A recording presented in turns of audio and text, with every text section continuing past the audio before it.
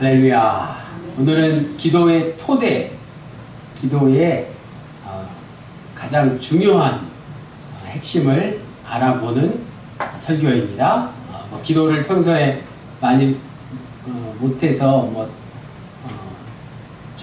그걸 죄라고 생각하거나 그걸 회개하려는 그런 말씀이 아니에요. 기도가 무엇인지를 우리가 정확하게 한번 말씀을 통해서 알아보는 시간 갖도록 하겠습니다. 영화배우 하정우 씨의 인터뷰.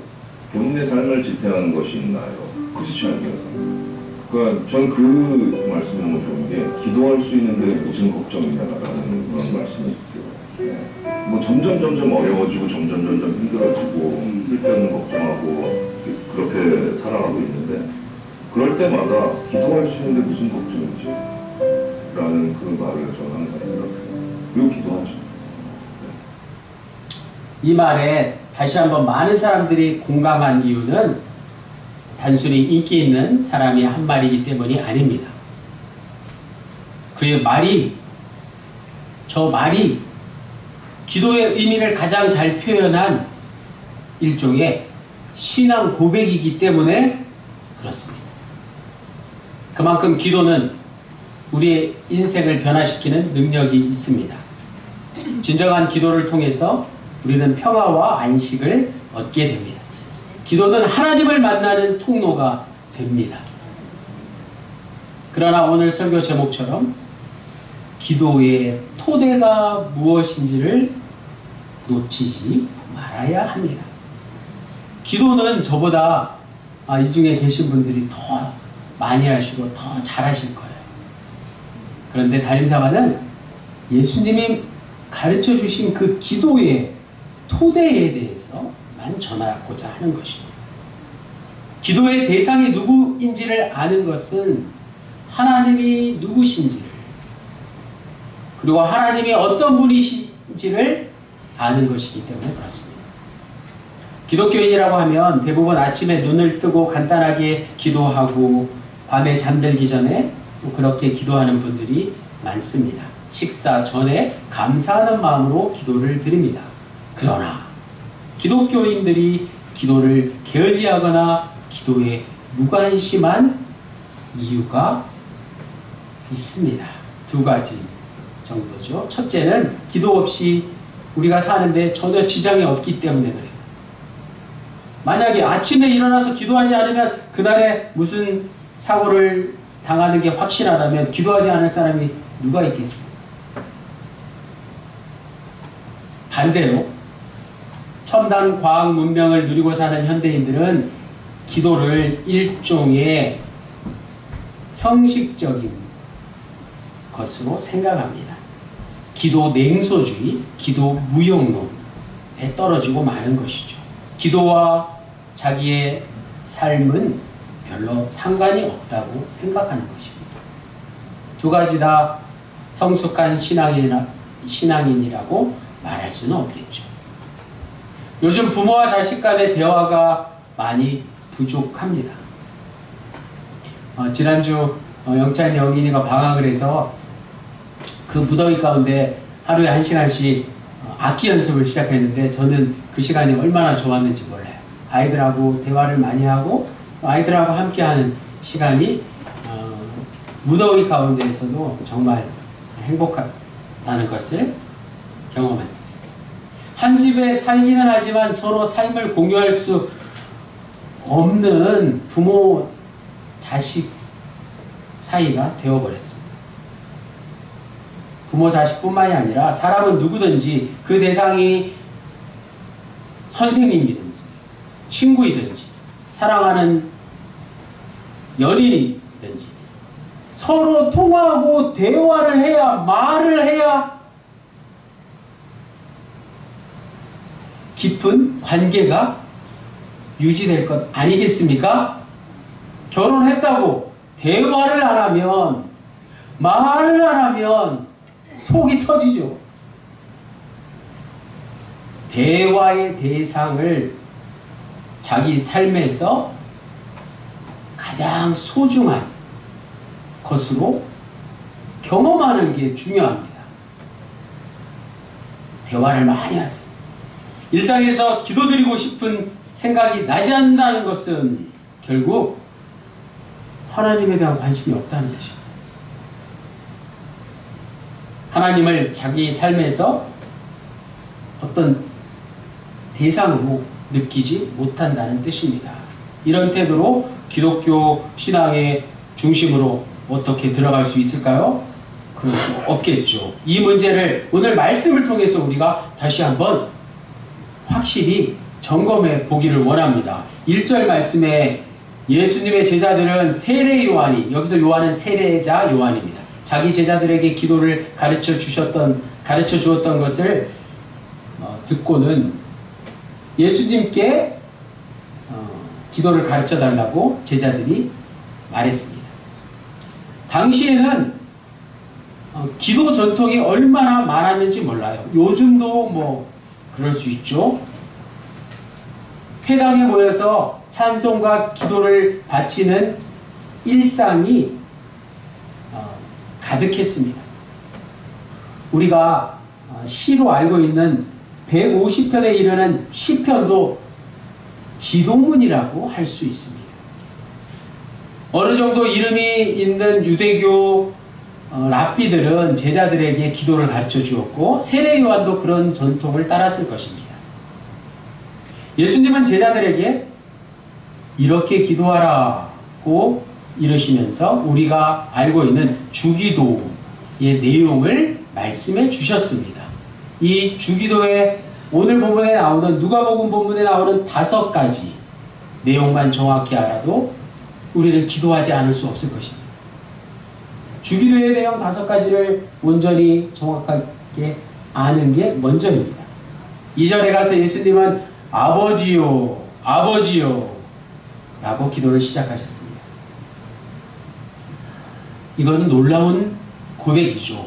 하나님을 무엇으로 생각하느냐, 하나님이 누구신가를 예수님은 단 이 한마디 아버지로 고백하신 것입니다. 오늘 우리가 하나님을 아버지라고 감히 부를 수 있게 된 것도 예수님의 기도에서 나온 것이죠. 예수님이 하나님을 아버지라고 부른 이유는 하나님을 가장 가깝고 가장 신뢰할 만한 대상으로 경험했다는 뜻입니다. 삶의 궁극적인 토대라는 것이죠. 아버지는 나를 태어나게 하신 분이지 않습니까? 하나님이 나의 아버지시다라는 이런 경험이 없으면 사실 기도는 불가능할지 모릅니다. 형식적으로 기도를 드렸다 해도 큰 의미가 없을지 모릅니다. 하나님을 가장 가깝고 신뢰할 만한 대상으로 경험한다는 게 무슨 뜻인지를 잘 생각해 봐야 합니다. 자, 그래서 현대에 와서 유명한 신학자들은 좀 어려운 말씀이지만 한번 보세요. 그리고 잘 기억해 두시면 좋습니다. 궁극적인 현실이라고 하나님을 표현했습니다. 또 만물을 규정하는 현실이라고 또 하나님을 표현했습니다. 다 하나님을 표현한 말입니다. 예수님이 제일 쉽게 표현하신 것 같아요. 아버지. 아버지. 근데 신학적으로 공부를 많이 하신 그 신학자들은 궁극적인 현실이요, 만물을 규정하는 현실이 하나님이시다라고 말씀하고 있습니다. 그러나 많은 사람들이 여전히 하나님이 아니라 돈과 권력이 우리의 삶을 지배하는 궁극적인 힘이라고 생각하지 않습니까? 그런 생각에 사로잡히면 기도를 온전히 드릴 수는 없을 것입니다. 예수님의 말씀에 따르면 하나님은 우리가 유일하게 신뢰할 수 있는 아버지, 내 아버지, 나의 아버지와 같은 존재입니다. 아버지와 같은 분에게 기도드릴 마음이 나지 않겠습니까? 기도를 드리지 않을 수 없을 것입니다. 아버지와 말을 해야 되잖아. 아버지와 대화를 해야 되잖아. 어찌됐건 간에 내 부모를 공경해야 되지 않습니까? 예수님은 하나님을 아버지로 부른 다음에 무엇을 기도할지에 대해서 앞서 말씀드린 대로 5가지로 말씀해 주셨어요. 첫째는 아버지의 이름이 거룩히 여김을 받으시오며 입니다. 이름이 거룩히 여김을 받으시오며. 자, 이 말씀도 잘 생각해 보니까 우리의 삶을 전적으로 새롭게 보는 시각에서 나오는 말씀입니다. 하나님의 이름을 거룩하게 여긴다는 것은 하나님을 왜곡하지 말라는 것입니다. 하나님을 내가 생각하는 하나님으로 착각하지 말라는 겁니다. 하나님을 오해하지 말라는 겁니다. 하나님은 궁극적인 현실이고 만물을 규정하는 현실이고 그 말은 곧 창조주이고 심판자이시다는 뜻입니다. 좀 더 우리가 잘 아는 표현으로 하면 하나님은 생명을 주관하시는 분이시다라는 것입니다. 하나님의 이름을 거룩히 여긴다는 것은 생명을 왜곡하지 말라는 뜻과 같습니다. 하나님을 왜곡하지 말라는 것, 그것은 곧 생명을 왜곡하지 말라는 뜻입니다. 오늘 우리가 살고 있는 이 세상은 안타깝지만 생명을 왜곡하고 있습니다. 사람보다 자본이 더 가치 있게 여김받습니다. 우리가 공동 기도문에서 기도드린 대로 사람보다 더 가치 있는 것은 세상에 없습니다. 생명보다 더 소중한 게 세상에 어디 있겠습니까? 조금 더 현실적으로 우리나라는 민주주의 국가이죠. 민주주의 국가가 국민의 주권을 인정하지 못한다면 그것이야말로 생명을 왜곡하는 것입니다.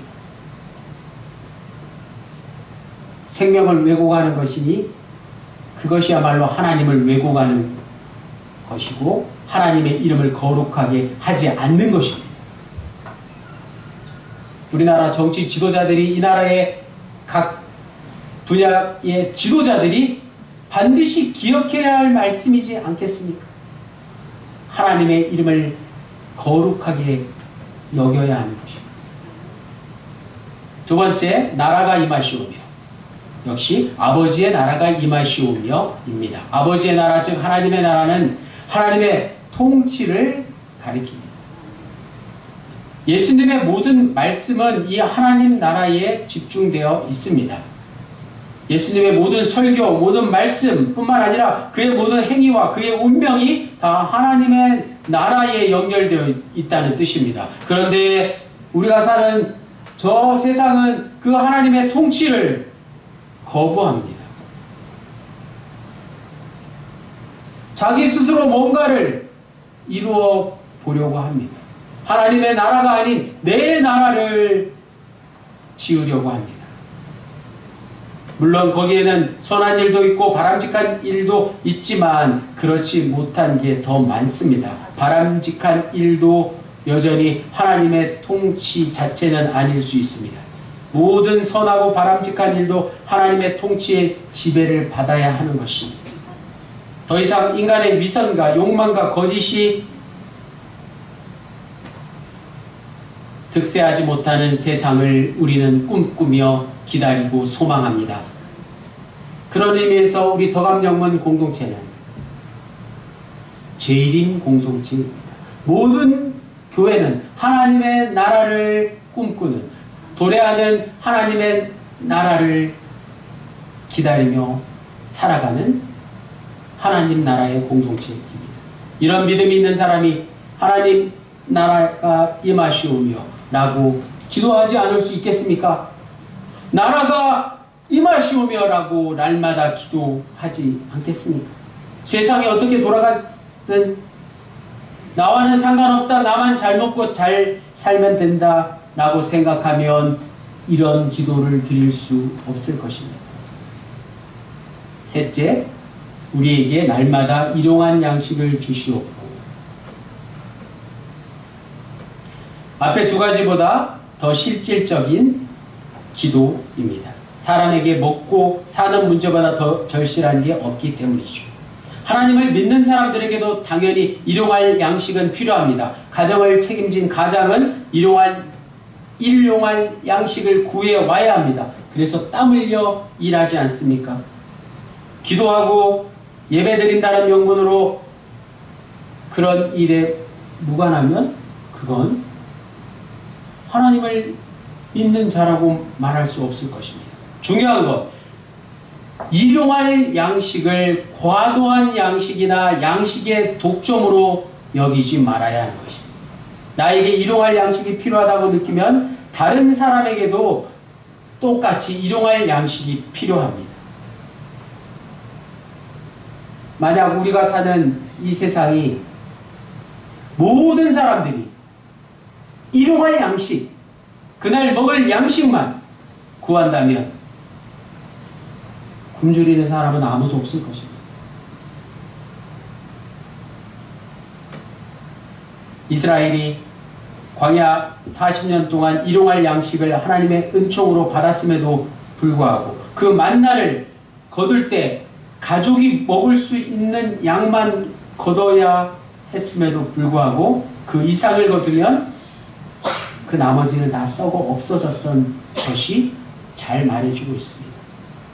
그런데 안타깝지만 오늘 우리 사회가 양식의 분배를 공평하게 하고 있을까요? 하루가 아니라 평생의 양식을, 대를 이어서 먹고 마실 수 있는 양식을 확보하려고 사는 모습들 아닐까요? 그렇게 많은 양식을 창고에 쌓아둔 사람을 오히려 칭찬하며 큰 업적을 이뤘다고 부러워하지는 않습니까? 그런 일을 위해서 불법도 마다하지 않는다면, 거액을 탈세하고 부동산 투기를 하고 외국인 노동자들을 차별하는 사람이 어찌 일용할 양식을 주시옵고라고 기도할 수 있겠습니까? 네 번째, 우리가 우리에게 죄 지은 모든 사람을 용서하오니 우리 죄도 사하여 주시옵고. 죄는 다른 사람에게 피해를 주는 불법, 부도덕, 불의, 폭력 같은 것들입니다. 그런데 근본적으로 죄는 자기를 높이는 것, 자기를 자랑하는 것, 교만한 것, 자기 연민에서 비롯되는 것들입니다. 이런 것들로 인해서 우리가 일반적으로 죄라고 부르는 모습들이 다양하게 쏟아져 나옵니다. 가장 큰 죄의 근원이 무엇인지를 모르고 사는 우리의 모습을 볼 수 있습니다. 본문에 죄라고 번역된 헬라어 원어의 원뜻은 죄라는 뜻만이 아니라 빚이라는 뜻이 있습니다. 오늘 영상에서 본 빚진 자들의 그 빚을 탕감해주는 신현이 구약에 제도적으로 있었습니다. 그러니까 빚진 자들의 그 빚을 탕감해 준 것처럼, 탕감해 준 것만큼, 그리고 해마다 희년이 되면 50년째가 되면 탕감해 줬으니까 우리도 용서해 달라는 기도입니다. 내가 다른 사람을 용서했으니 내가 잘못을 하면, 죄를 지면 나도 용서해 달라는 말씀입니다. 사실 이 말씀은 굉장히 두려운 말씀입니다. 오늘 우리가 사는 현대 문명 시대의 경제윤리와 관련이 있기 때문에 그렇습니다. 생각해 보십시오. 빚진 자들은 대부분 가난한 사람들입니다. 당장 돈이 필요해서 성경에 나오는 대로 겉옷을 저당 잡힐 수밖에 없는 사람들입니다. 빚을 갚을 수 없는 지경이 되면 빚진 사람은 노예로 전락하고 맙니다. 죄송하지만 이 세상에 경제 정의가 실현되기를 바라는 마음이 없는 사람은 여전히 자기가 가진 기득권을 누리면서 다른 사람을 부리듯이 노예 부리듯이 그렇게 살고 싶은 사람이 어찌 이 기도를 드릴 수 있겠습니까? 마지막 5번째, 우리를 시험에 들게 하지 마시옵소서. 우리가 사는 세상에 시험이 없을 수 없습니다. 우리는 늘 시험의 문턱에서 살고 있습니다. 예수님도 공생애의 시작과 함께 시험을 당하셨지 않습니까? 마귀에게 3가지 시험을 받으셨습니다. 이 돌들로 떡덩이가 되게 하고 성전 꼭대기에서 뛰어내려보라. 그리고 나에게 절을 하면 이 세상 모든 영광을 다 너에게 줄 테니까 절해보라. 나에게 엎드려 절해라. 그런 3가지 유혹이었죠. 한 신학자는 시험에 들다라는 말은 시험에 당한다는 뜻보다 굴복한다는 뜻이라고 말씀하고 있습니다. 굴복한다는 것은 곧 하나님을 부정한다는 뜻이죠. 자, 시험에 당하는 것은 하나님을 인정하지 않는 것과 같은 것입니다. 오늘 우리는 늘 시험에 굴복하기 쉽습니다. 그래서 하나님의 전적인 도움을 간구해야 하는 것입니다. 자신의 나약함을 아는 사람은 이 기도를 드리지 않을 수 없습니다. 우리 김현순 부교님이 기도해 주신 것처럼 자신의 나약함을 한없이 하나님께 아뢰는 기도를 드리지 않을 수 없습니다. 우리가 비록 이런저런 어려움으로 힘들어질 수는 있지만 어찌 사단 마귀에게 굴복할 수 있겠습니까? 주기도를 가르쳐 주신 뒤에 예수님은 그 기도가 반드시 응답받는다는 사실을 5절에서 13절까지 설명해 주고 계십니다.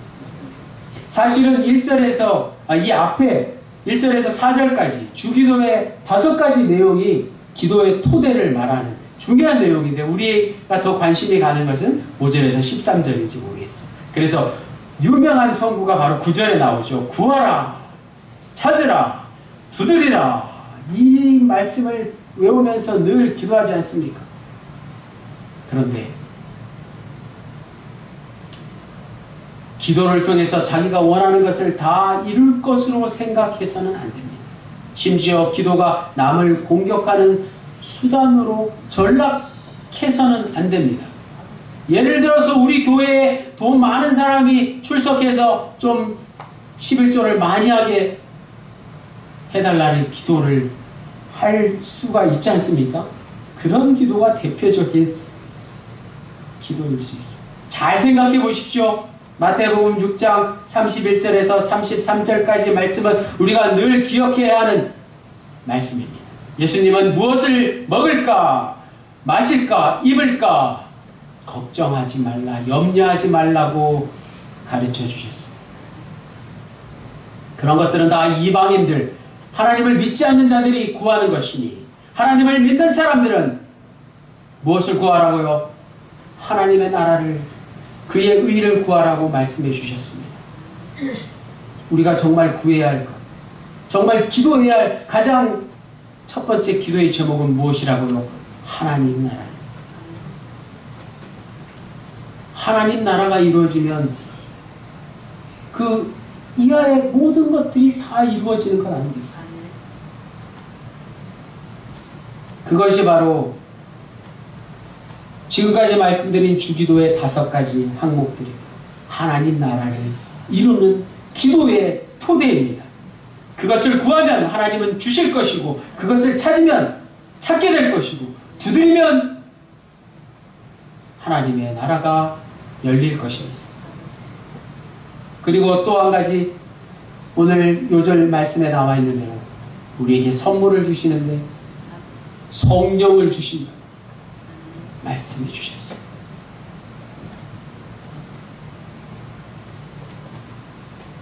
기도할 수 있는데 걱정하지 마십시오. 사랑하는 더감정문의 구로님들, 오늘 예배에 함께 참여하신 우리 어린이들, 걱정하지 마십시오. 기도할 수 있는데 왜 걱정하십니까? 염려하지 마십시오. 하나님을 찬양하는 게 곧 기도의 근거이고, 하나님을 창조주로 인정하는 게 바로 우리가 기도하는 이유입니다. 그리고 더 나아가서 예수 그리스도를 나의 구원자로 믿는 게 바로 오늘 설교 제목, 기도의 토대인 줄로 믿습니다. 처음에 말씀드린 대로 혹시 내가 기도를 게을리 한다고 자책하는 그런 설교가 아니에요. 기도를 좀 게을리 하시나요? 그렇다면 말씀과 찬송을 놓치지 마십시오. 담임장화는 기도문을 이렇게 적는 것을 더 좋아합니다. 성부와 성자와 성령이 하나이듯 말씀과 찬송과 기도는 하나입니다. 이 모든 것들이 하나 되는 시간이 바로 지금 이 시간, 우리가 하나님을 예배하는 시간이지 않겠습니까? 그리고 그 시간을 우리의 남은 생 가운데 주님께서 가르쳐 주신 기도의 토대 위에서 기도의 정도를 걸으며 살아가시기를 주님의 이름으로 간절히 축원합니다. 기도드리시겠습니다.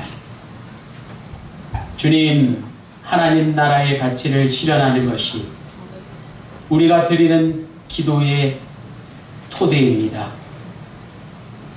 우리의 기도의 1순위가 되게 도와주십시오.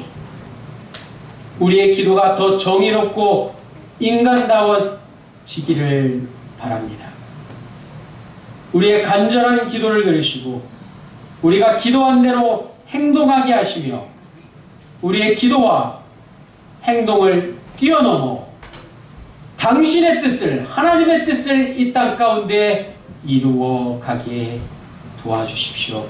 모든 말씀을 예수 그리스도의 이름으로 기도드립니다. 아멘.